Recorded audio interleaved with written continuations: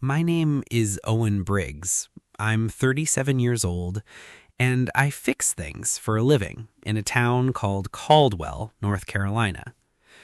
I want to be real clear about something up front. I am not a romantic. I am a man who spent last Tuesday morning elbow deep in a washing machine that had eaten an entire set of car keys, a SpongeBob sock, and what I can only describe as the ghost of someone's ambitions. Romance is not my zone. Appliances are my zone. Appliances make sense. You diagnose the problem, you find the fault, you fix it, and the thing works. People are considerably more complicated. Women are a category unto themselves. But this particular story, is the one I will be telling for the rest of my life. And it starts with a Tuesday morning and a cup of coffee and a woman who walked into my shop and said 4 words that short-circuited every sensible thought in my head. So let me back up. My shop sits on Main Street in Caldwell, a narrow town of about 4,000 people tucked into the Blue Ridge Mountains, where the air smells like wood smoke from October to April, and everybody knows your truck by sound before they see your face. I drive a 2009 Ford F-250 with a rattling tailgate that I have fixed 6 times and that somehow manages to rattle again by Tuesday of each week without fail. The truck and I have reached an understanding. It rattles, I pretend it doesn't. My shop has been in the family for 31 years. My father started it. I took it over when he retired and moved to Florida to pursue his true passion, which is arguing with pelicans about fishing territory. There's a sign above my workbench that he made with his own hands out of a piece of reclaimed pine. It reads, "Most things can be fixed. Most people just don't want to try." I believe this about appliances. I have started to believe it about most other things too. My day looks like this. I open at 7. I have coffee from the diner across the street, black, strong, served by a woman named Loretta who has been calling me Hun since I was 11 years old and will almost certainly be calling me Hun at my funeral. I fix things till noon. I eat a sandwich. I fix more things. I lock up at 6. I go home to a house that is clean and quiet and exactly the right size for one person, which is a thing I have told myself for 3 years and mostly believed for about 2.5 of those years.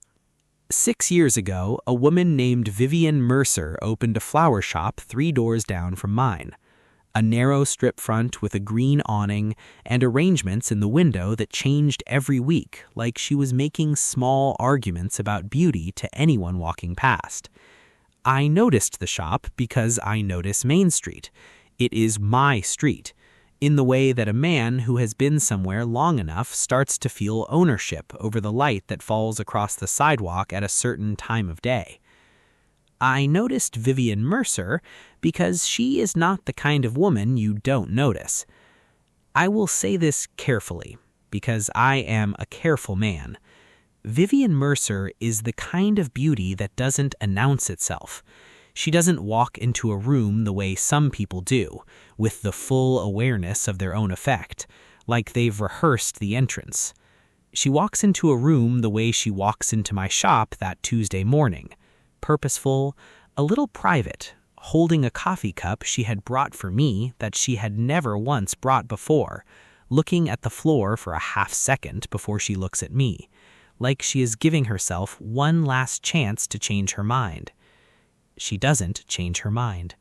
She sets the coffee on my workbench. She says, "Would you pretend to be my husband, just for one night?" I put down my screwdriver. I look at her. I say very carefully in the voice of a man whose brain has just experienced the equivalent of a blown fuse, "Do I get to kiss my wife?" And the color that rises in Vivian Mercer's at that moment is the most interesting thing Owen Briggs has seen in 3 years. She stares at me for a full 3 seconds. I have counted. I count in my head when I'm nervous. It is a habit I developed doing electrical diagnostics, and it has never been less useful than it is in this particular moment. She says very precisely, "That was not a yes or no question, Owen." I say, "It was, actually." She picks up a wrench from my workbench, sets it back down. I watch her do this and think she is buying time. She came in here with a plan, and I have already deviated from it, and she is recalibrating. I recognize this because I do it myself every time I open something that turns out to be more complicated than the outside suggested. She says, "Garrett is getting remarried." I say nothing. She says, "His mother asked me to come to the rehearsal dinner. Ruth has always been kind to me. She thinks it will be good for me, that it will show the town I'm fine, that I've moved on." "And you need someone beside you," I say. "She needs someone the town will believe," she says. "Someone steady, someone who won't make it into something it isn't." That last sentence is doing some heavy lifting, and we both know it. I let it sit there. I am good at letting things sit. She says, "I thought of you because—" She stops, looks at the workbench, looks back at me, and here's the thing about Vivian Mercer. She is braver than she gives herself credit for.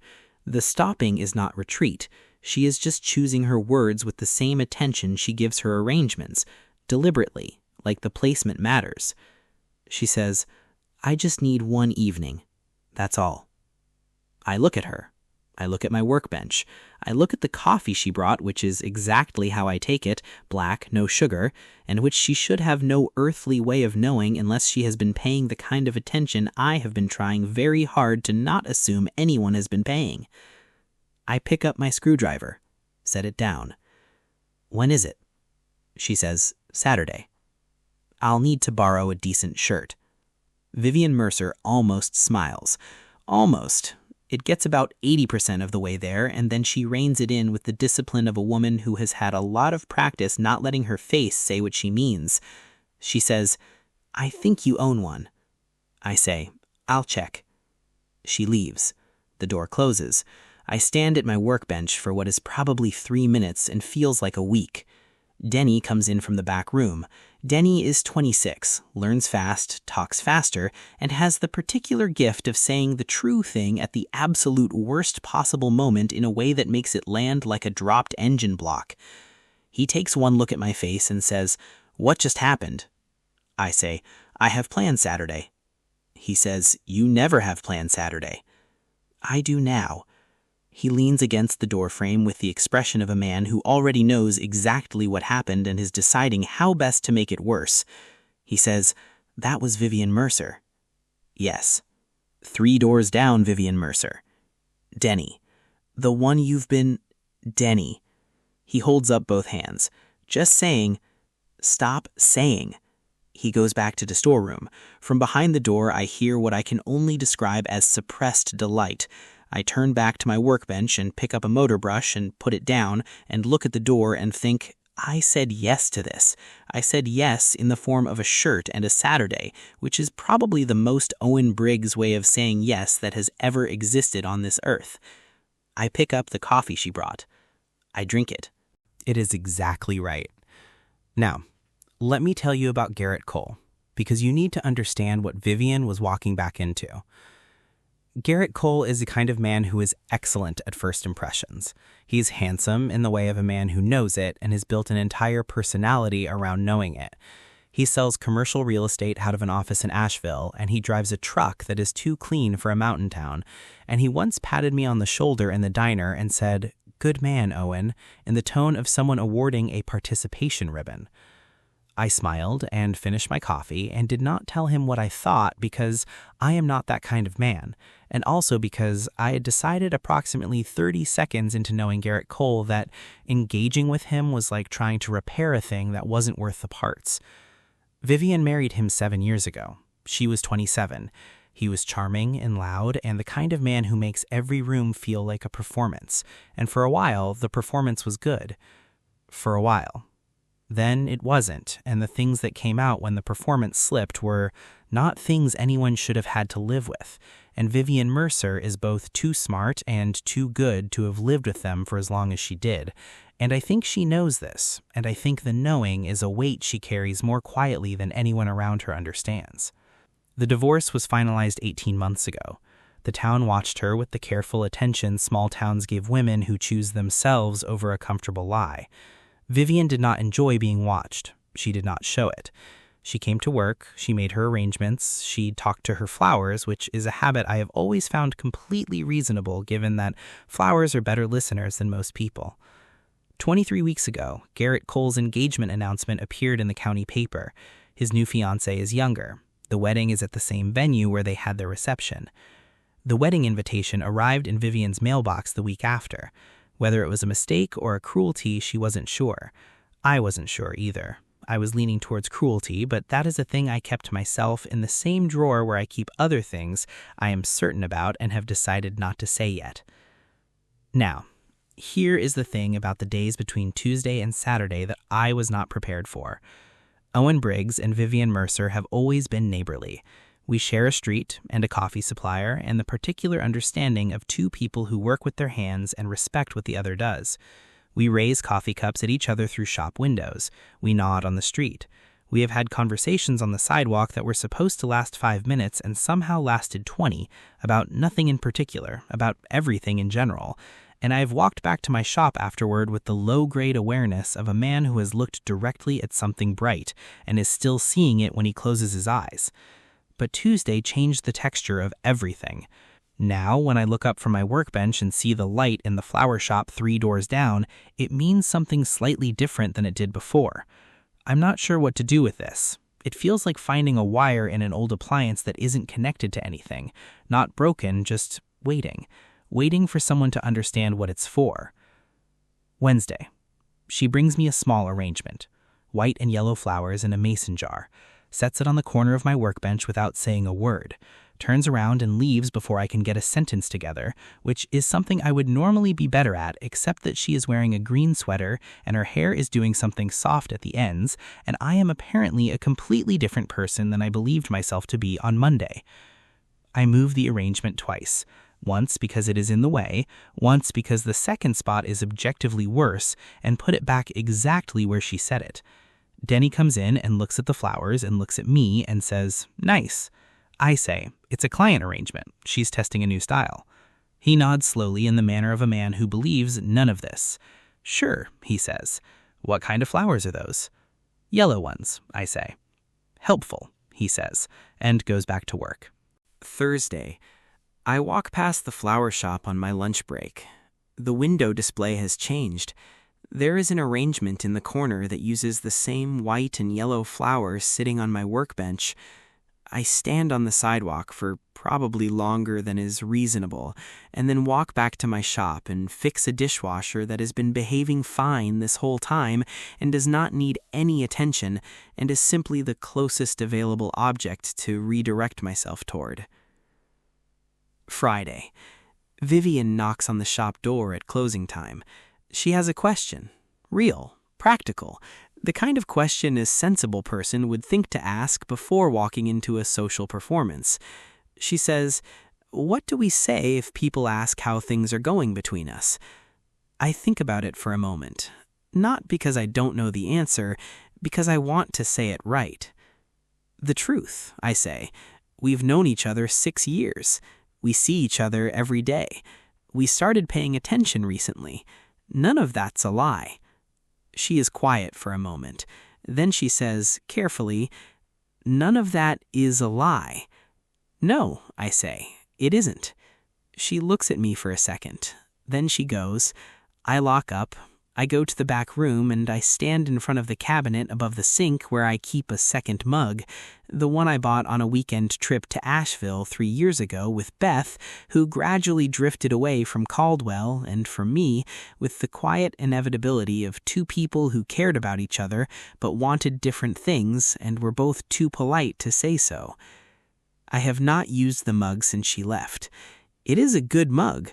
I have told myself I keep it because it is a good mug. I take it down. I wash it. I set it on the workbench next to my own.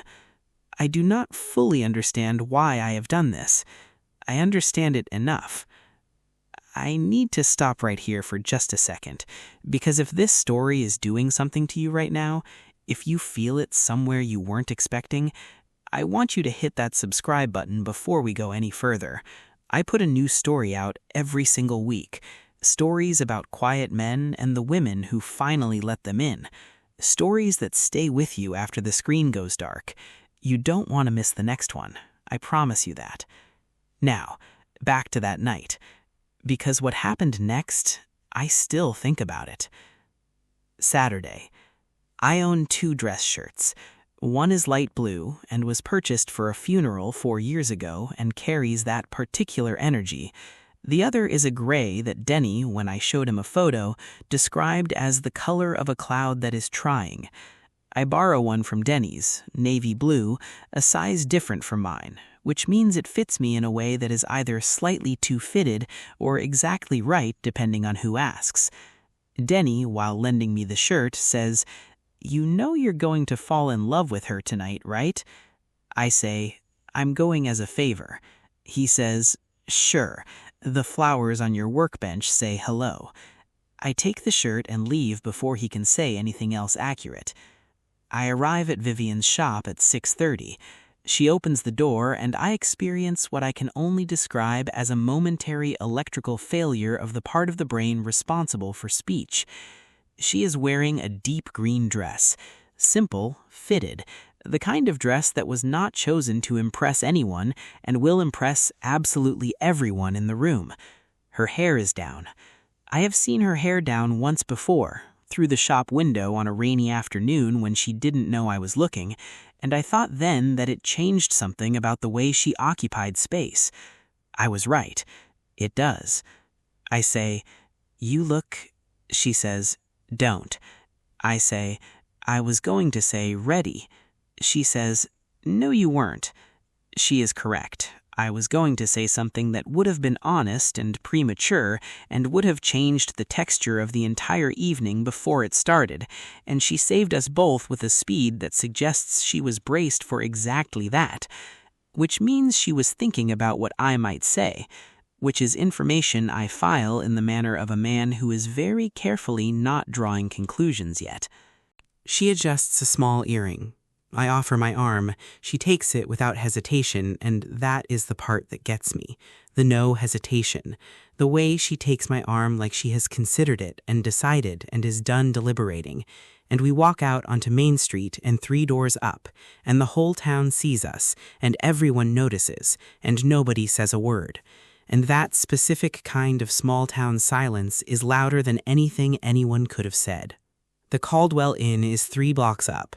It is the nicest room in the county. White tablecloths, real candles, the kind of place that makes people speak slightly more quietly than they mean to. It is also the room where Vivian and Garrett had their wedding reception 7 years ago, which Garrett absolutely knows, and which I suspect was the entire point of holding the rehearsal dinner here. There are approximately 40 people inside. I know most of them by name. I know more of them by appliance. I see the Hendersons, whose ancient Maytag washer I have kept alive since 2018 through a combination of technical skill and personal stubbornness, and Dave Henderson catches my eye and raises his glass in a way that communicates several things at once, chief among them, "Good man, Owen." Ruth Cole finds us first. She is 68, small, white-haired, with the kind of eyes that see things clearly and then say nothing, and simply wait. She takes Vivian's hands in both of hers and says, "You came, I'm so glad." Then she looks at me, and the look she gives me I cannot fully describe, except to say that it is the look of a woman who has been hoping for something specific for a while and has just seen it walk through the door. "And you brought someone," she says, still looking at me. "I'm so glad," she says again. She doesn't mean the dinner. She is categorically not talking about the dinner. Vivian introduces me. Ruth shakes my hand with the firm grip of a retired elementary school principal and says, "You're Owen Briggs. You fixed my dishwasher in 2019. "Heating element," I say. "You didn't charge me enough," she says. "I left you a pie," I say. She smiles like this is exactly the right answer. "Sit near me," she says, and moves away to greet someone else. Vivian watches her go. She leans slightly toward me and says, quietly, "She's never said once anything kind about any man Garrett brought home." I say, "Maybe she just likes reasonable dishwasher prices." She makes a sound that is absolutely a suppressed laugh and pretends it isn't. I file this too. Test 1 happens within 20 minutes. Garrett Cole crosses the room towards us with the particular stride of a man who is used to owning every space he enters. He is handsome in the objective sense and polished in the calculated sense, and I can see the moment he really registers me, Owen Briggs from the repair shop, standing next to his ex-wife in a borrowed navy shirt, and his expression moves through 3 things in approximately 2 seconds: surprise, calculation, and something I can only describe as irritation dressed up as confidence. He shakes my hand too hard, calls me buddy. "Great to see Vivian's moving on," he says, smooth and hollow. I smile. I say, "She has. Looks good on her, doesn't it?" He has nothing to say to that. He moves on. Vivian's hand finds my elbow, just briefly, and then releases. She does not look at me, but I feel the pressure of it, and it stays there after her hand is gone, the way you can still feel where a connection was made long after you've removed the lead. Test 2 comes over dinner. A woman named Sandra, Garrett's cousin, married to someone important, talks at a volume calibrated for rooms twice this size, leans across the table and says, "Vivian, how long have you two been together? Is it serious?" Vivian pauses for exactly half a second. I fill it. Long enough that I know her coffee order, short enough that she still surprises me. Sandra approves. You can see it, the little nod, the softening. She pivots to interrogating someone else. Under the table, Vivian's hand finds mine. She does not look at me. She just holds on lightly with the specific grip of someone who does not want to make it a thing, but also can't quite let go. I turn my hand over, very slightly, so she is holding it properly rather than just resting on top of it. Neither of us mentions this. We sit like that for most of dinner. Here is the thing about Vivian Mercer at a dinner table. She is funnier than anyone in this room suspects. She says quiet things to me sideways that make me have to work very hard to keep my expression neutral, which is not a thing I usually have to work at. She observes people with a precision that is almost affectionate, like she genuinely finds people interesting, even the ones who are being difficult, like they are complicated arrangements that she is trying to understand. It is the most beautiful way I have ever seen a person be in a room. And I am watching her be in this room, in the same room where she married a man who did not deserve her, sitting beside me, her hand in mine, pretending nothing, except it doesn't feel like pretending. That's the thing. That is the exact thing that is happening somewhere behind my sternum that I do not know what to do with yet. After dinner, I go to retrieve our coats. I am gone for approximately 4 minutes. I come back to find Garrett in the corner near the exit, speaking to Vivian in a low voice, and her shoulders are pulled in, the posture of someone making themselves smaller under a weight that used to live inside, the way a structure shifts under a load it wasn't built to carry. The posture of a woman dealing with something she has been dealing with for years and is very tired of dealing with. I walk over. I don't hurry. Hurrying would be making a statement. I walk over like a man who is simply coming back with coats, which I am, and I hand Vivian her coat. I say, "Ready?" She looks at me. In that look is everything she has not said tonight. It is the most unguarded expression I have seen on her face since she walked into my shop on Tuesday. She is tired. She is relieved. She is grateful in a way that she does not want to be, because she is a woman who would rather not need saving, and knows she doesn't, and is also glad I'm here anyway. "Yes," she says, and means more than one thing. I put my hand on the small of her back as we walk toward the exit. Garrett says something behind us. I don't catch it. I don't need to. I'm already through the door and the cold November air hits us both, and I hear her exhale, long, slow, complete, like she has been holding that breath since September.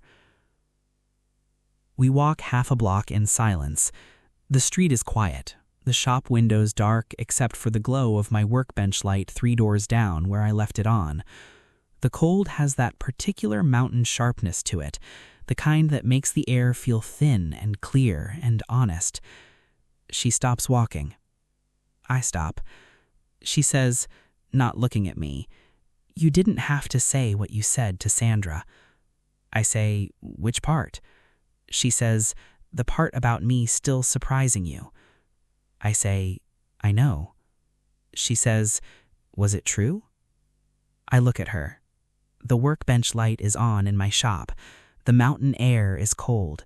She is wearing a deep green dress and her hair is down, and she has been holding my hand under a table for the last 90 minutes, and I am standing on a November street in Caldwell, North Carolina, having what may be the most significant conversation of my adult life. I say, "Vivian, I keep a mug in my cabinet that I've never used. Tonight I took it down and washed it and put it on my workbench next to mine." She looks at me, very still. "Why are you telling me that?" She says, "Because you asked if it was true." The street is very quiet. We don't go home yet. We end up on the bench outside her shop, the one she put there for customers to wait on, the one she has never once sat on herself. And we talk. The kind of talking that happens when 2 people have been careful with each other for a long time and have suddenly run out of reasons to keep being careful. It is cold. We talk anyway. She tells me about the invitation, that she still isn't sure if it was a mistake or a cruelty. I say, "Does it matter?" She thinks about it. "No," she says. "I suppose it doesn't." She tells me she cried in the walk-in cooler on Wednesday. Surrounded by white roses, she says it matter-of-factly, like a weather report. I do not offer comfort. I say, "White roses were his choice, weren't they, at your wedding?" She looks at me. "How did you know that?" I say, "Because you never use them in your window." She is quiet for a long time after that, the kind of quiet that has weight. The kind that means something is shifting. Then she says, carefully, "You asked me, Tuesday, you asked me if I got to kiss his wife. I say nothing. I wait. I am still very good at waiting." She says, "I didn't answer you." "No," I say, "you didn't." She turns on the bench to look at me, and the expression on her face is the most unguarded it has ever been. Quiet, a little afraid, and decided. The look of a woman who has run her own diagnostics and found everything in order and is ready to let the current through. "The answer is yes," she says, "if you still want to ask." I look at her for a moment, the way I look at something I am trying to understand. Not the surface, the mechanism, what makes it work, what it was made for, what it has been waiting for. I say, "I never stopped wanting to." And then I kiss her. On the bench outside the flower shop on Main Street in Caldwell, North Carolina, on a cold November night, with my workbench light still on 3 doors down. Her hands come up to the front of Denny's borrowed navy shirt and hold on, not pulling me forward, just holding on, like an anchor, like someone who has been drifting for a while and has found something solid. I put one hand at the back of her jaw, gentle, and I feel her exhale against my mouth, this long, soft exhale that unmakes me completely. And then she kisses me back in a way that is nothing like pretending. It is not a performance. It is not pretend. Her hands move from the fabric of my shirt and slide to my shoulders, and I feel her lean into me by degrees, like a thing that is deciding how much weight to give. Carefully at first, then completely. Her breath is warm against the cold air. I feel her smile against my mouth, actually smile mid-kiss, like she can't help it, and I pull back just enough to see it. "What?" I say. "Nothing," she says. That was not nothing. She looks at me with the 80% smile she kept from me in my shop on Tuesday.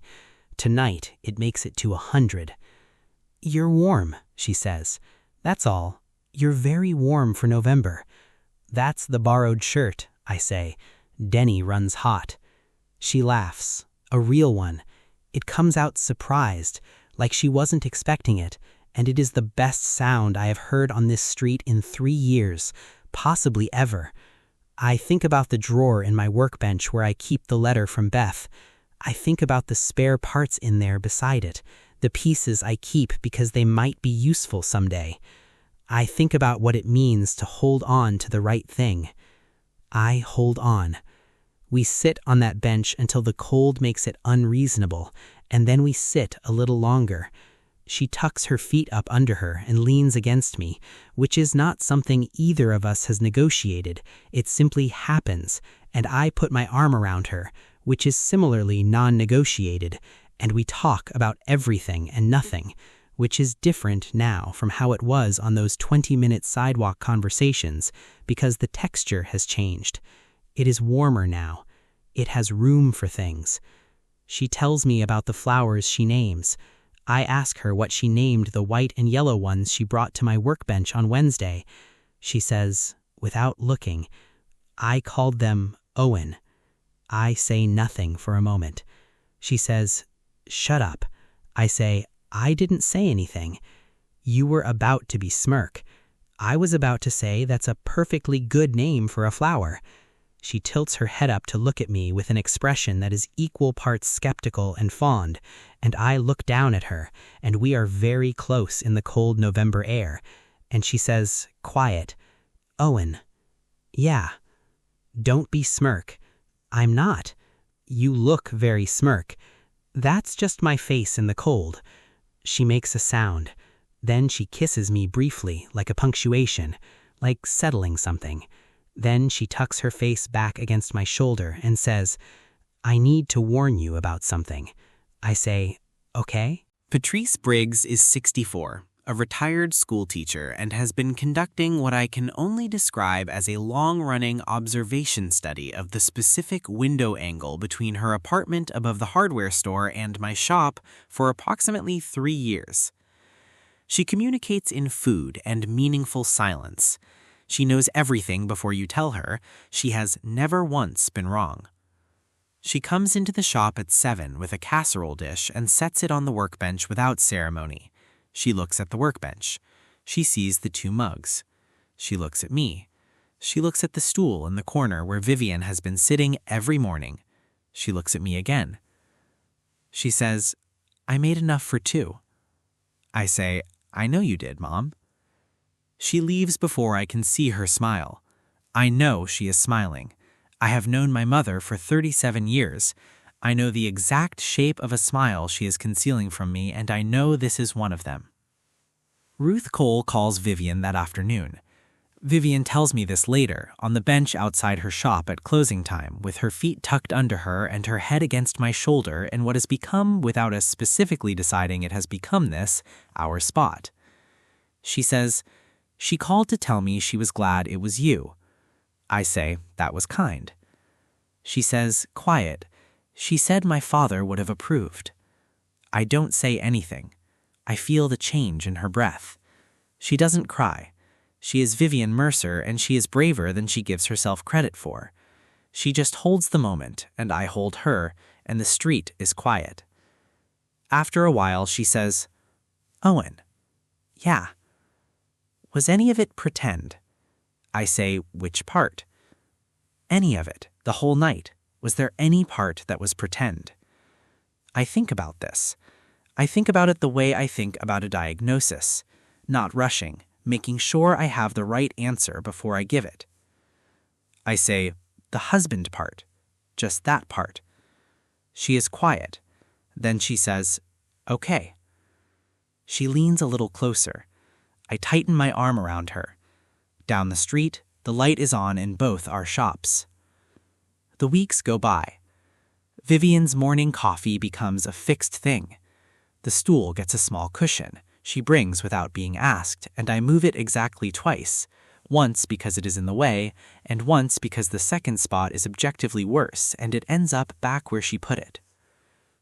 The white roses in her cooler, the ones she never used in her window because they were Garrett's choice, his flower for a wedding that meant more to her at the time than it should have, she uses them for the first time in early December. In an arrangement she puts in my window, on a Thursday morning when I am in the back and she knows I won't see her do it. I come back out and I stop. I look at the arrangement in my window. White roses. I go to the back room, I open the cabinet above the sink, and I look at the space where the second mug used to be before I washed it and put it on my workbench next to mine. I close the cabinet. I go back to work. On a Friday evening in December, I am locking up. The shops along Main Street are strung with lights. The mountain air has the smell of real winter now, wood smoke and cold pine and something that feels like permission. I stand at my workbench and I look at 2 mugs. I look at the white rose arrangement in my window. I look at the stool with the cushion on it in the corner. I look at my father's sign. Most things can be fixed. Most people just don't want to try. I turn off the workbench light. I lock up. I walk 3 doors down to where Vivian's light is still on. She opens the door before I knock. She was watching for me. She has been watching for me. She steps back to let me in, and the shop smells like greenery and cold water and the specific warmth of a place that has been tended carefully. The flowers in the window glow in the December light. She is still in her work apron. She has one of her flowers, yellow not white, tucked behind her ear without seeming to know it. She looks at me with an expression that is warm and quiet and completely unhurried, the expression of a woman who has decided something and is done deciding it. She says, "You're late." I say, "I was locking up." She says, "You walk 3 doors in under a minute. You stood there for a while." I was thinking. About what? I look at her, the flower in her hair, the apron, the December light coming through the window where the white roses are, the way the whole shop feels like something that was assembled carefully by someone who believes the things in her hands deserve to be treated well. I say, about how some things work better than you thought they would. She looks at me for a moment. Then she reaches up and removes the flower from behind her ear and sets it on the counter and steps forward and fixes the collar of my shirt. The same gesture she made on the bench outside on Saturday night. Deliberate, small, like she is checking something. I put my hand over hers. She doesn't move. I say, "Vivian?" "Yeah." "I think I've been wanting to knock on this door for about 3 years. She says, quiet, "You could have knocked earlier." "I was busy. I was always going to let you in. The shop is warm. The street outside is cold and lit." She looks up at me with her hand still under mine on my collar, and I kiss her, properly this time. Not on a cold bench with cold air between us, but here in the warm of the flower shop, with the December light on us and nowhere to be. She tastes like the chamomile tea she drinks at closing time, and she makes a small sound against my mouth that I feel in my entire chest, and she gets both hands into the front of my jacket, and this time she does pull me forward, toward her, with a certainty that removes all ambiguity about what she wants. I walk her backward until she is against the counter, and her hands move from my jacket to my shoulders to my jaw, and she kisses me like a woman who has been thinking about kissing me for longer than February, and is done being careful about it. The yellow flower falls off the counter. Neither of us notices. Afterward, and by afterward I mean when we have both remembered how to stand upright, she says breathlessly, looking at the ceiling, "I named 6 plants after you." I say, "I thought it was 1. She expanded the collection. "How many total?" "Don't ask." "Vivian." "It was a long 3 years, Owen." I look at her. She is worth holding on to. She is the thing I didn't know I was keeping the drawer for. She sees me looking and says, "Don't be sentimental, Owen." I say, "That's just my face." She laughs, and I hold her in the December light of the flower shop, while outside on Main Street the town goes about its evening, and I think about my father's sign, and I think about the second mug on my workbench, and I think of a woman who named flowers after me for 3 years and never said a word, and I think, most things can be fixed. You just have to want to try. I do. I really do.